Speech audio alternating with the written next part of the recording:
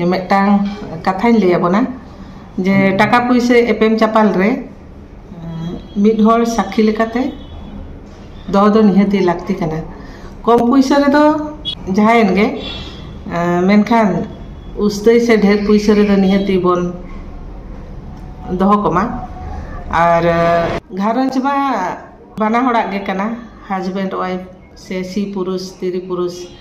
आदो मिड हर जुदी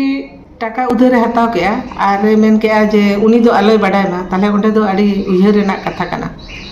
चेदा से घारंज चलाव लगी दो समय समय रे आनाटोकट हो हुयुग गया और ओना आनाटोकट सोल्हे लगी आपनार हर ठेन से पेड़ा प्रभु ठेन टाका हो धार उधार बन हताव गया आदो ओना टाका हताव रे जखन गे मेन के जे